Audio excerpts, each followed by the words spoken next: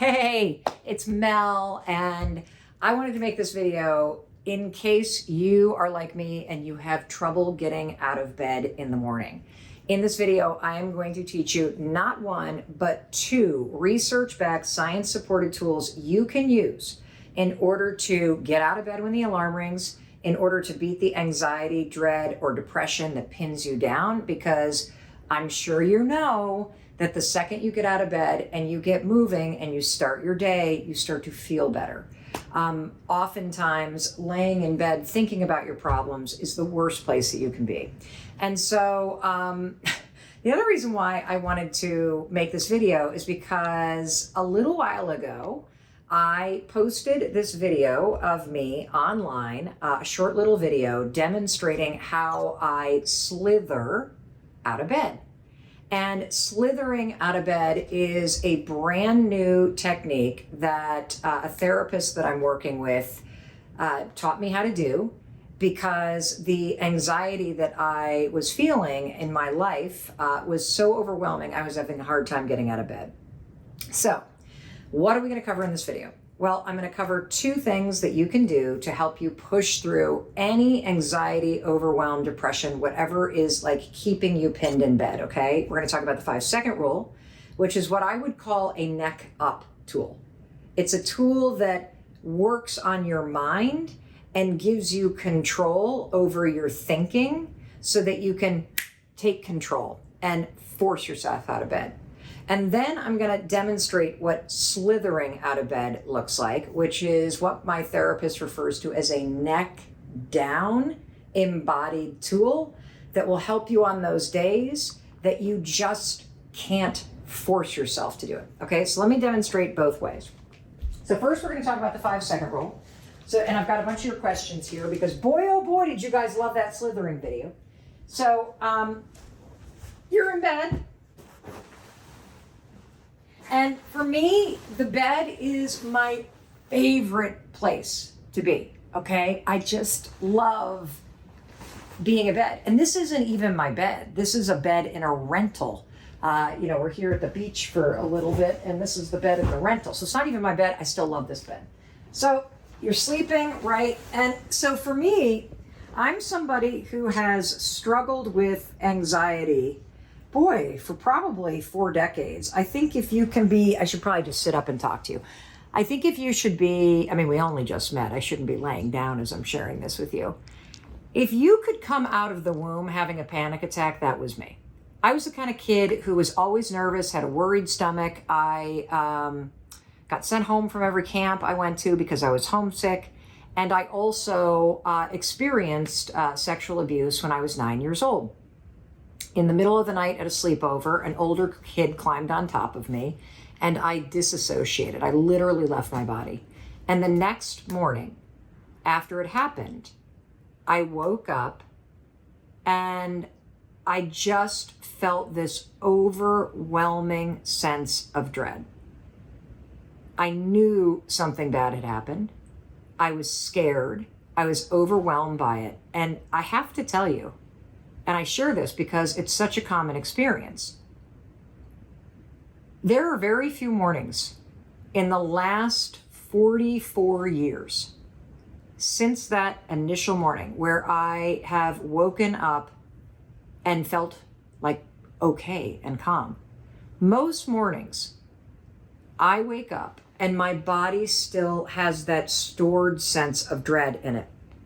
Now, about 13 years ago, when my anxiety was really bad, as you can tell, it's not very bad right now, I invented something I call the 5-second rule.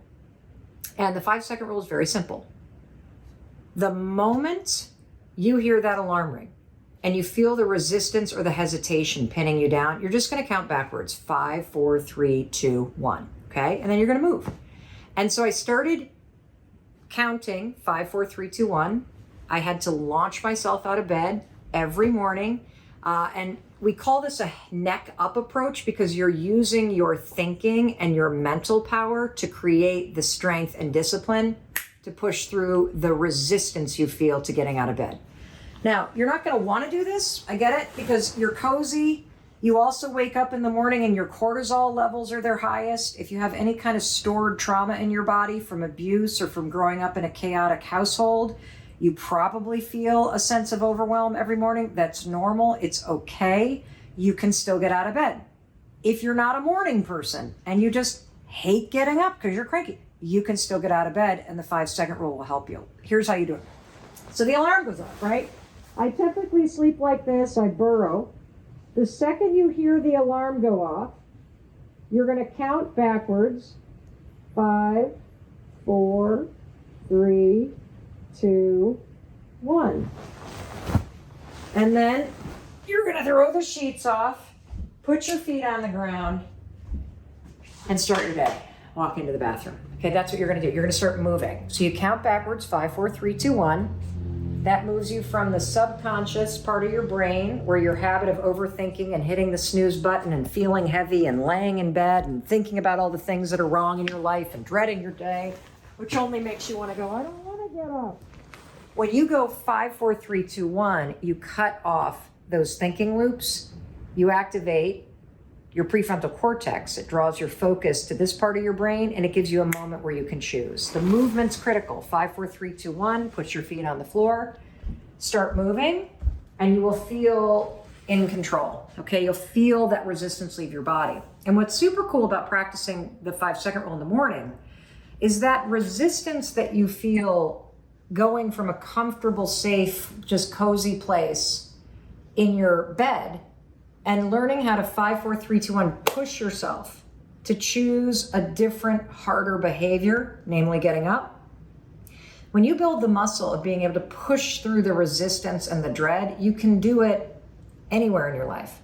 So if you're at a meeting at work and you feel nervous about speaking up, if you've been practicing the 5-second rule in the morning by pushing yourself out of bed and getting your day started, that little skill of courage in the morning is a skill you can now tap into to have courage at work, to speak up in meetings. You can use that same skill, pushing yourself out of bed, to push yourself off the couch and out the door to go for a walk. You can use that same skill in the morning of pushing yourself out of bed to push yourself out the door and force yourself to go hang out with friends, even though you feel like, you'd rather kind of stay in because you're feeling a little nervous about it.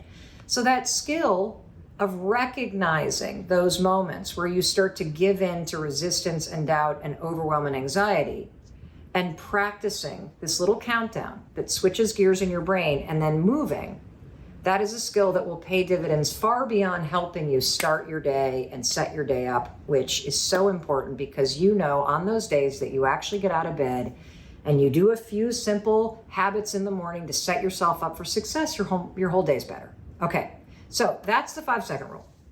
If you want to learn more about that, you should listen to the 5-second rule audiobook on Audible. But now let me teach you this second technique. The second technique is called slithering. So I was introduced to slithering out of bed very recently. I've only been practicing slithering out of bed for about 6 weeks. And what had happened in my life is I had had a bunch of major life changes go down. My husband and I had sold a family home of 26 years and we're moving to a very rural area, which is a huge change. I was making major changes in my business, which were very, very confronting. I had one of our kids have a bit of a mental breakdown, and as a parent, that was terrifying. And all these things happened literally within about a 5-day window. And I just felt knocked over by life. And, the other fact is that I think that for me personally, trying to navigate my business and my family and my mental health and so many changes through the pandemic and running a company, it's just beat the heck out of me. And after 2 years, I was sort of paper thin in terms of my emotional resilience. And so when our house sold and I freaked out, and our son started having panic attacks and I freaked out, and then all kinds of changes happened in my business and I freaked out in a 4-day window, I had an empty tank in terms of emotional resilience to be able to handle it. And I started experiencing these massive waves of anxiety. I hadn't experienced anything this terrifying in 23 years. That's the truth. And I would wake up every morning and I'd feel the anxiety start here, and it would just go all the way up my body and up my neck, and I would feel pinned down with terror. What have I done? Why did we sell the house? I'm not going to be happy. I'll never see my kids. How are we going to help our son? I'm really scared he's not going to be okay. What do I do if something happens to him? How am I going to handle all that? Like, just the churn of angst and worry and concern and fear. And I was trying to count backwards, 5, 4, 3, 2, 1. But the depression and the changes and the overwhelm were too much. I couldn't push through the heaviness that I felt. I felt like there was like a semi-truck parked on me every single morning, the weight of the world. And so my therapist said, you know, Mel, between all these changes and the anxiety it's provoking and the depression that you're feeling and the grief that you're feeling, closing such a big chapter by selling your family home, and the fact that you're in menopause, this is a tsunami that's going on in your body and your spirit and your emotions. And she said, the 5-second rule is wildly effective, but it's a neck up approach. You need a neck down body approach to this. And it had never occurred to me that there was a tool that would embody your strength. Instead of mustering through something, which is what the 5-second rule is so effective in doing, giving you that push, that moment of courage, that moment of motivation, there is a more embodied approach that you can take in these moments where you don't have the energy.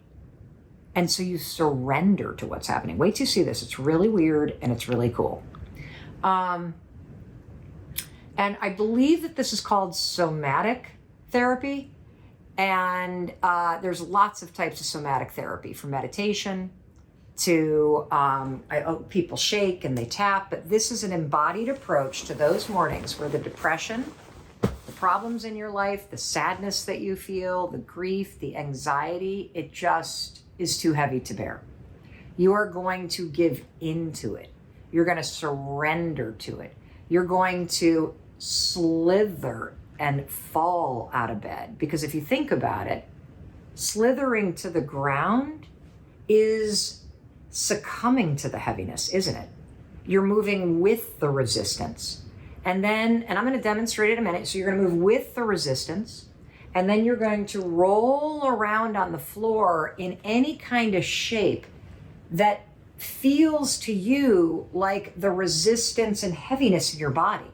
So you might roll around in a ball, you might stretch out, you might writhe. And then as you're rolling around, at some point, you will feel ready to roll onto your hands and knees. And then get this. Then you're going to crawl. And you're going to start to crawl across the floor toward the bathroom. And then at some point, you're just going to be ready to stand up. It is the strangest, most amazing thing. And so I've been practicing this for about 6 weeks. And I'm now at the point where I don't really feel that anxiety in the morning anymore. The slithering has really worked. I don't dread the feeling because I know what to do if counting backwards isn't enough. So let me show you slithering, this sort of embodied approach to getting out of bed. So when you wake up, and you feel that heaviness, what I would do is the first thing I would do is I would high five my heart, which I taught you in the high five habit. I put a hand here and a hand here, and I just say, I'm okay, I'm safe, I'm loved. And that hand right here and right here, it just really grounds me, and it tones the vagus nerve, which helps to flip from a state of fight or flight, dread, fleeing, into a calmer place. And then I think about the fact that I'm about to slither out of this bed. I don't want to slither out of this bed. I don't feel ready to slither out of this bed. This is not something that makes me happy. This is not something that I want to do. Slithering out of bed in a moment where I'm depressed or grieving or anxious because I know that I'll feel better once I get moving, slithering out of bed is what I need to do. And so there would be mornings that I would use the 5-second rule to initiate it. So you can count backwards, 5, 4, 3, 2, 1.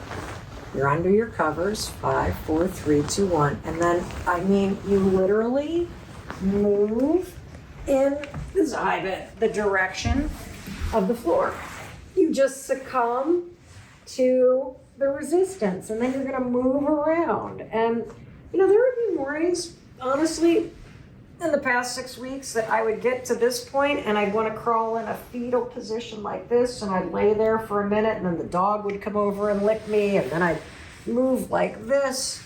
And then the more that I did it, the less I would lay on the ground.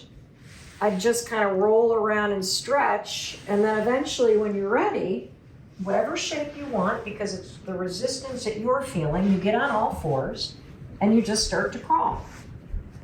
And you're staying low to the ground because you're giving in to the heaviness, but you're not throwing in the towel. You're moving with it. You're moving through it. And at some point, as you're crawling, you will feel ready to just stand up. And it's almost like that sort of physical moving moves all that resistance out of you and through you in a way that is organic, it's doable. It feels like, in a weird way, it sort of acknowledges and honors the depression and the grief or anxiety or sadness or overwhelm that you're feeling. And it's super empowering because you don't have to feel energized or motivated. And there's a lot of mornings where I don't. And knowing that I can use this technique to embody and move with the heaviness inside me as a way to move through it and get my power back, it's absolutely incredible. So I want you to try it. I want you to try slithering. I'm going to answer some of your questions because you guys blew up my DMs and my comments when I posted that video. How long have you been practicing the slither, and why did you start? Well, I've been practicing for 6 weeks, and I started because my therapist recommended it as a way to feel empowered while I was facing so many changes in my life that felt too big to bear. That even though life is overwhelming, you still have power inside you to move through the things that are scaring the hell out of you right now. And sometimes you don't have to muster up a ton of strength. Sometimes all you got to do is slither. Seriously. When would I use this technique? Well, you would use this technique, I think, any moment where it's just too much to bear. Like I kept saying to my therapist, intellectually, I know that I need to get up. Intellectually, I know that this kind of period from 5:30 a.m. until 10:30 a.m., that it's going to get better with time. But physically, I can't push through it. And I'm starting to get scared of it. And so that's when she said, I think you need to lean into it. I think you need to take an embodied approach. And so I think anytime you feel that way, whether you're on the couch or maybe for you, it's not getting up in the morning, maybe you spend so much time at night kind of unwinding from the day that you have a really hard time getting from the couch to your bed. So maybe for you, it's like an end of the day transition from one place that you're sunk into your bedroom. Have I noticed a difference? Absolutely. Absolutely. I've noticed a huge difference because I now have another tool in my toolbox. I mean, I've been using the 5-second rule for 14 years to 5, 4, 3, 2, 1, push myself out of bed, force myself out of bed. This feels like something gentle and just powerful in its own way. And I love having two different things I can do. What if I have a dog who will jump all over me? It's actually great because the dog like is worried about you, because the dog can sense all that heaviness in you. And the dog also will probably bring some playful energy, which is probably going to make it easier and faster for you to stand up because their energy will transfer to you. What if my bed is high up, or I have a wood floor, or I sleep and I don't have the mobility to fall out of bed? That's a great question. If you have a high bed, roll the foot out first, and then you can kind of like slide down, you know, like that, and do that. I think if you sleep on the floor, maybe just roll around on the floor, right? So if you're, you know, on a futon on the floor, or you sleep on a thermarest or whatever, just roll off the thermarest or roll away from where you are so that you get kind of moving. That's probably a great way to start. And so whatever the slither or the slide or the embodiment of moving through the heaviness means to you, that's what you want to do. Let's see. Can you teach this technique to your kids? Yes, absolutely. I think it's great for kids, actually, because you're honoring how they feel. You're not trying to correct them or coerce them. You're actually creating a deeper connection with them because you're honoring that they don't want to get out of bed. And so it's a morning and you're going to slither, you're going to slide out of bed so you can have fun with it. What if you have a hard time feeling stuff in your body? I actually think this would help.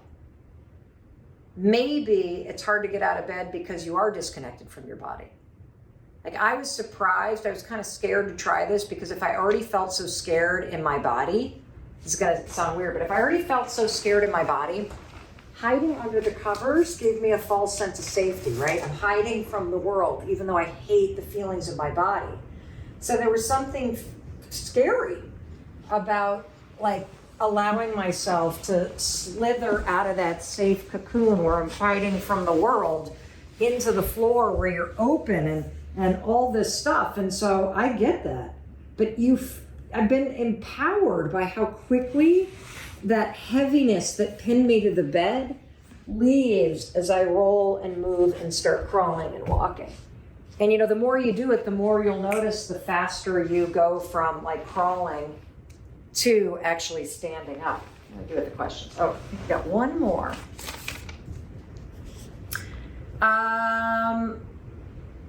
Can I use somatic therapy in other areas of my life? Absolutely. Like somatic therapy, I believe, is just using your body as a way to move through things, whether it's meditation or it's deep breathing, or I would imagine that the cold exposure therapy and the ice baths that I do are a form of somatic therapy, yoga, regardless of what form you practice, Tai Chi, even going outside, hiking, spending time in nature, deeper breathing. Those are all forms of somatic therapy that we all need to integrate more into our day-to-day life. I hope that you enjoyed this video. I hope you learned something. The fact is that you do have the power inside you to change your life for the better. You really do.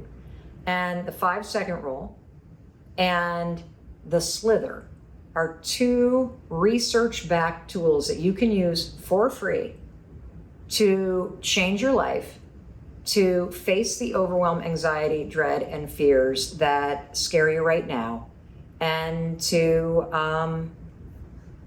create a better life. That's what I'm here for all day long. And in case nobody else tells you, I want to tell you, I love you, I believe in you, I'm here for you, and I appreciate you. If you got something out of this, please send this to somebody who struggles in the morning. Just share this video with them, and that's it. I'll see you on the floor tomorrow morning. Hey, it's Mel. Thank you so much for being here. If you enjoyed that video, by God, please subscribe because I don't want you to miss a thing. Thank you so much for being here. We've got so much amazing stuff coming. Thank you so much for sending this stuff to your friends and your family. I love you. We create these videos for you, so make sure you subscribe. Mwah.